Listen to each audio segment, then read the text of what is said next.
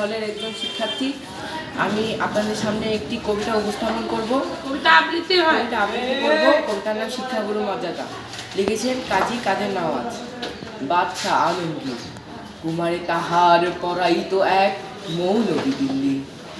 একতা প্রভাতে গিয়া দেখেন বাদশা শাহজাদা এক পাত্র হস্তে নিয়া ঢালিতেছে বাড়ি গুরু চরণে পুলকিত হইতে হালতে নয়নে। শিক্ষক শুধু নিজ হাত দিয়ে নিজের পায়ের ধুলি ধুয়ে মুছে সব করিছেন সব সঞ্চারী অঙ্গটি। শিক্ষক মৌলবী ভাবিলেন আজি নিস্তার নাহি যাই বুঝি তার সবই। দিল্লির পতির পুত্রের করে লইয়াছে পানি চরণের পরে। স্পর্ধার কাজ হেন অপরাধ কে করেছে কোন কালে।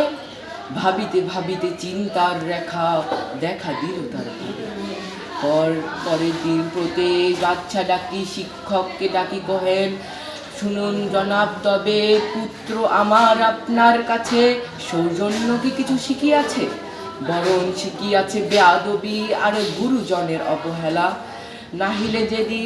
নাহিলে সেদিন দেখিলাম যাহা স্বয়ং সকালবেলা। আপনি ঢালে খুবই ভয় লাগতে দেখতে